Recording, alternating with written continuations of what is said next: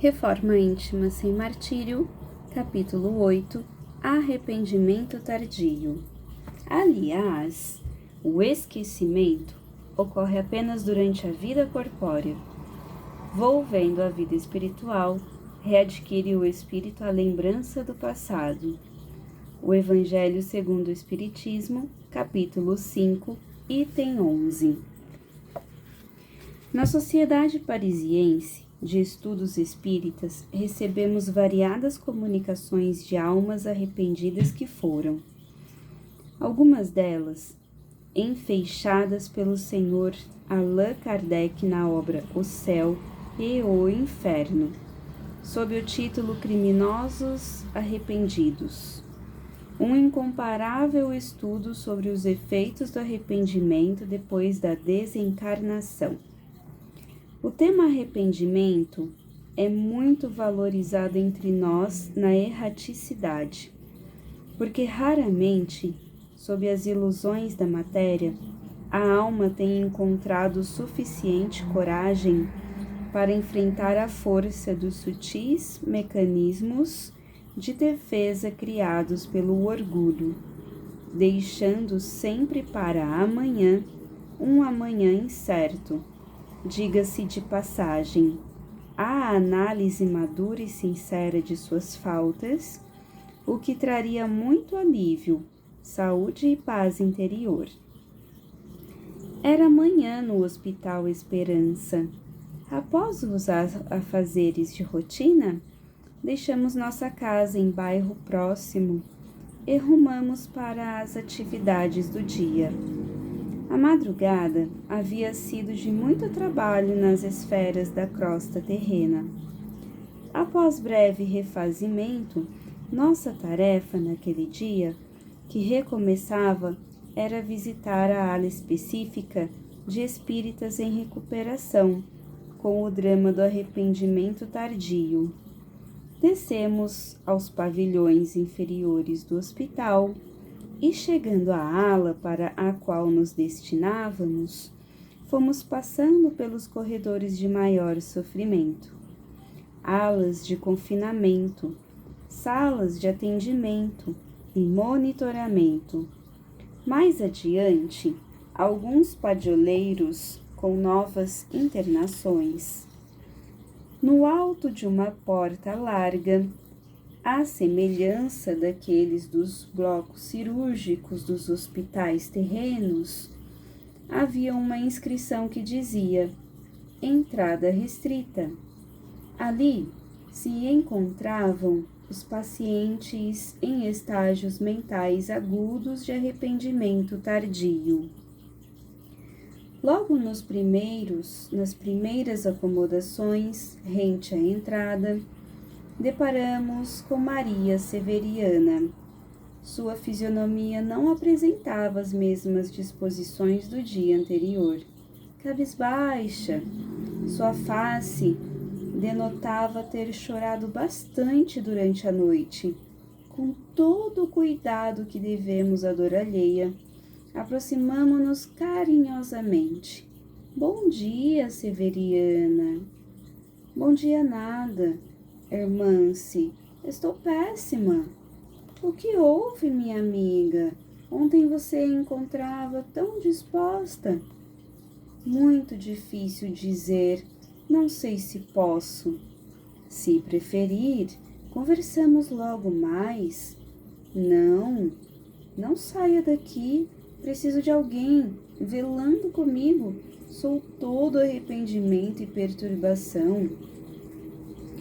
Quando segurava a mão de Severiana e ensaiava um envolvimento mais cuidadoso, Raul, assistente da ala, fez um sinal, solicitando-nos a presença em pequeno posto, alguns metros adiante. Que houve, Raul? Severiana ontem estava... Ele nem permitiu que continuássemos e disse: sim. Ela teve autorização para acessar sua ficha reencarnatória. Foi uma noite tumultuada para ela, mas bem melhor que a maioria dos quadros costumeiros. A orientação é no sentido de que ela fale abertamente sobre o assunto para não criar as defesas inoportunas à sua recuperação.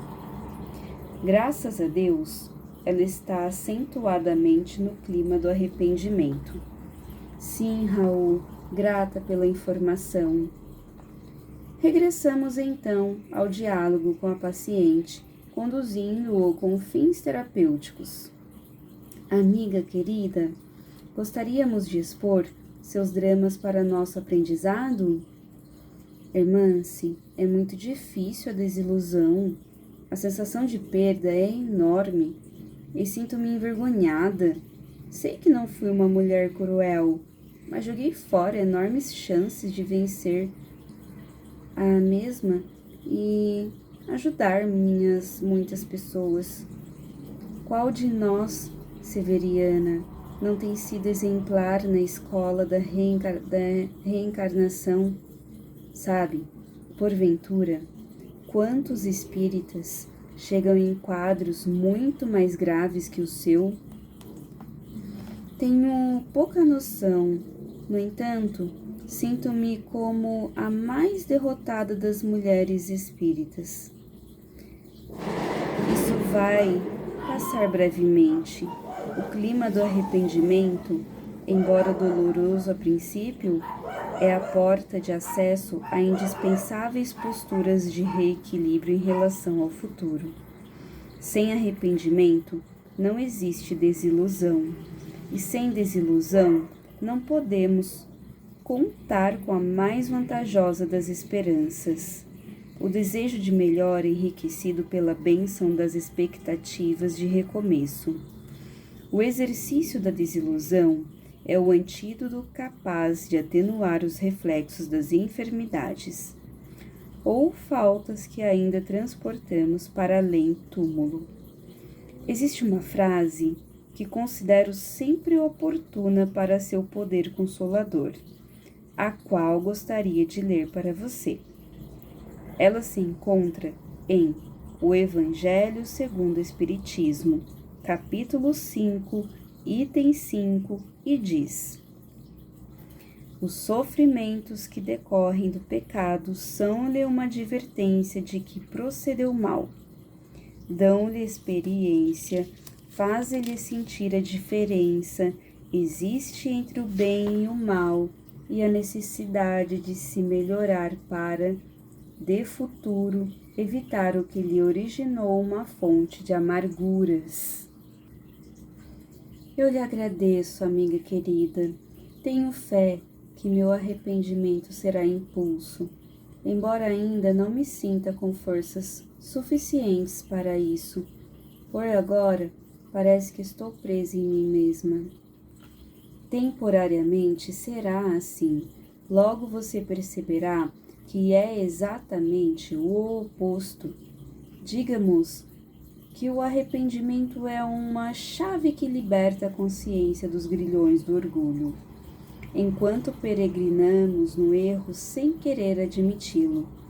Temos o orgulho a nos defender com a criação de inúmeros mecanismos para aliviar nossas falhas. Chega, porém, um instante divino em que, estando demasiadamente represadas as energias da culpa, em casos como o seu, a misericórdia atua de maneira a ensejar o reajuste e a corrigenda. Sem arrepender-se, o homem é um ser que foge de si mesmo, em direção aos pântanos da ilusão, por onde pode permanecer milênios e milênios. Essa não é sua situação. Em verdade, apesar da dor, você se redime neste momento de um episódio recente, sem vínculos com outras quedas de seu passado mais distante. Agradeça a Deus pela ocasião e supere sua expiação, descartando quaisquer fins de curiosidade divã. Tem orientações para auxiliá-la a tratar o assunto em seu favor. Portanto, tenha coragem. Farei isso, amiga, farei. Custe-me quanto custar. Não quero mais viver sob os auspícios desse monstro do orgulho que trago em mim. Chega de ilusão. Enchendo o peito de ar, como quem iria enfrentar árdua batalha, começou a contar seu drama nesses termos. Como sabes, fui espírita, atuante nessa precedente remagem carnal, romange carnal. Adquiri larga bagagem doutrinária, estando na direção de uma casa espírita, conduzia com facilidade a organização, despertando simpatia e boa vontade. Fui vencida pelo velho golpe do personalismo. Sentia-me muito grandiosa espiritualmente, diante dos compromissos que desincumbia. Como sempre, é o assalto da vaidade, que, com nossa invigilância, faz uma limpa em nosso coração, roubando-nos qualquer chance de lucidez e abnegação. Passei a vida com um grave problema no lar. Minha filha Cidália era uma moça extremamente rancorosa e magoada comigo sem motivos para isso. Alegava nas minhas avaliações que éramos antigas inimigas do passado. E diante das atitudes cruéis que ela cometeu contra mim em plena adolescência, cheguei a estimular a piedade de muita gente no centro espírita em relação à minha dor. Alguns chegaram a me dizer que iria direto para sublimes esferas depois dessa prova, em vez de encontrar alternativas cristãs para resolver nossas desarmonias. Distraí-me com o fato de criar teoremas espíritas para explicar minha infelicidade, mas jamais me perguntei, com a sinceridade necessária, como solucionar esse drama. Guardava o desejo de pacificação, todavia nada fazia por isso que fosse realmente satisfatório. Fantasias e mais fantasias rondavam minha experiência. Inúmeras orientações consideradas mediúnicas falavam em obsessores perseguindo minha filha e a mim. E agora, quando fui ler minha ficha, iniciei um ciclo novo e percebi que fui vítima da mentira que me agradou. Teorizei muito sobre o que me ocorria e amei pouco. Entretanto, irmã-se, o mais grave você não sabe, e estava lá, anotado na ficha, a qual ainda ontem tive acesso nos arquivos, aqui no Hospital Esperança, algo que escondi de todos e jamais mencionei a ninguém. Em tempo algum, não poderia imaginar um caso como o meu, nem sequer, apesar do conhecimento espírita, poderia supor uma história tão incomum como a minha. A essa altura da explanação, Severiana ruborizou-se e perdeu o fôlego, suspirou sofregamente e continuou. Fui levada ao espiritismo depois de uma tentativa frustrada de abortar minha filha, com 4 semanas de gravidez, tomada de uma depressão e debaixo das cobranças por ser mãe solteira. Cheguei a me desequilibrar emocionalmente. O tempo passava e não tinha coragem para o ato nefando. Por várias circunstâncias não cheguei a executá-lo. A filha nasceu, a Cidália, a quem me referi, minha única filha. Guardei comigo o segredo e parti da terra com ele, sem que ninguém jamais pudesse imaginar que um dia estivesse disposta a esse crime. As leis divinas, no entanto, são perfeitas. Minha desilusão começou ontem. Em princípio, amaldiçoei essa ficha e achei impiedoso que permitisse, sem acessá-la. Agora, com muita luta, começo a compreender melhor. E que revelação tão dura lhe trouxe seus informes reencarnatórios? Cidália renasceu com o propósito de ser uma companheira valorosa e companheira enriquecedora para minha solidão na vida, as informações me deram notícia de que é uma alma enormemente frustrada nos roteiros do aborto e que após queda sucessiva estava reiniciando uma caminhada de recuperação nas duas últimas existências corporais para cá. Contudo, meu ato impensado de expulsá-la do ventre, em plena gestação inicial, traumatizou-a sensivelmente perante as lutas conscienciais que ela já carregava com o assunto. O registro emocional foi ameaçador ao psiquismo da reencarnante. Seu rancor e sua mágoa contra mim nasceram ali e nada tinham com a ausência, afinidade ou karmas do pretérito, ao substituir a culpa da tentativa de aborto pelas ideias de um passado suspeito e não confirmado.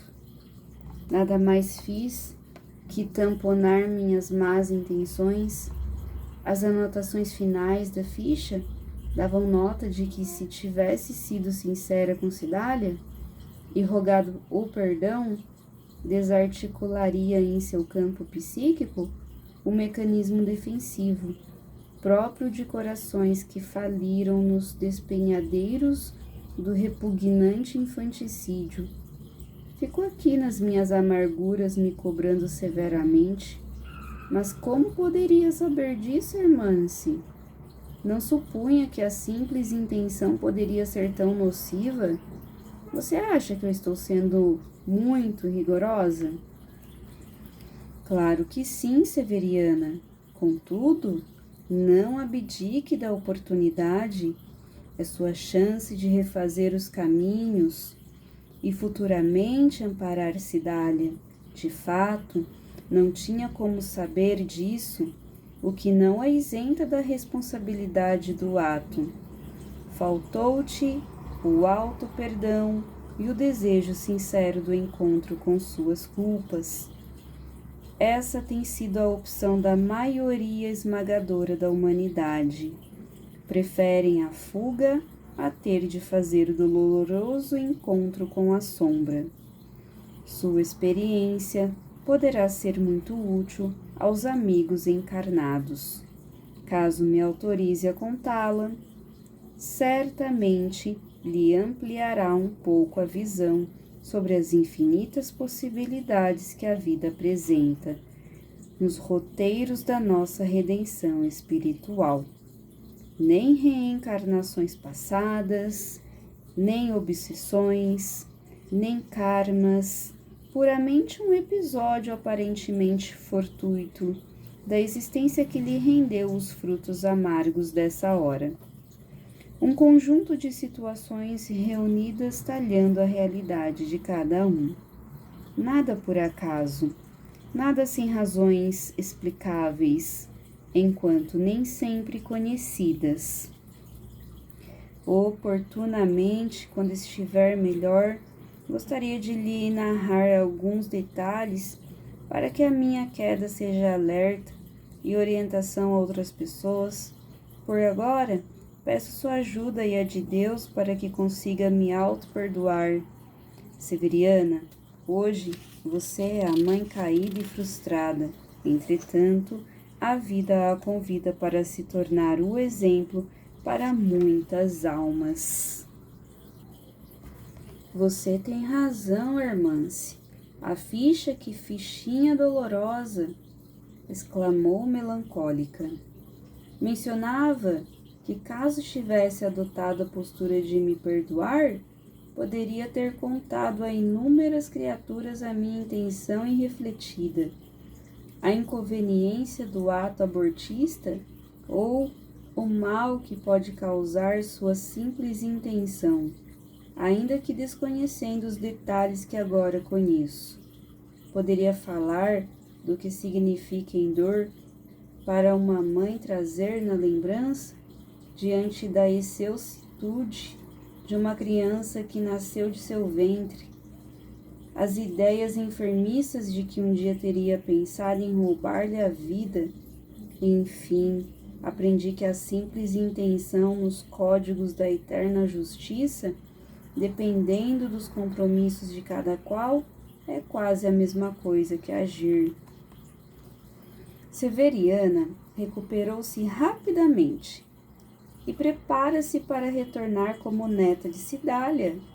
São passados pouco mais de 2 decênios de sua queda, e sua alma espera remissão nos braços da avó. Todavia, quem se arrepende precisa de muito trabalho reparativo e luz nos raciocínios. Foi o que fez a nossa amiga. Não cessou de amparar e servir. Enquanto aguardava sua oportunidade, integrou-se às equipes de serviço aos abortistas no Hospital Esperança e aprendeu lições preciosas de consolo para seu próprio drama. Se não existisse trabalho redentor na vida espiritual, as almas teriam de reencarnar com brevidade, porque não suportariam o nível mental das recordações e perturbações do arrependimento. O serviço em nosso plano é uma preliminar para as provas futuras na reencarnação. Como sempre, o livro Luz traz em suas páginas incomparáveis uma questão que resume com perfeição o caso que narramos. Eis a pergunta: qual a consequência do arrependimento no estado espiritual? Desejar o arrependimento, uma nova encarnação para se purificar. O espírito compreende as imperfeições que o privam de ser feliz e, por isso, aspira a uma nova existência em que possa expiar suas faltas. O Livro dos Espíritos, questão 991.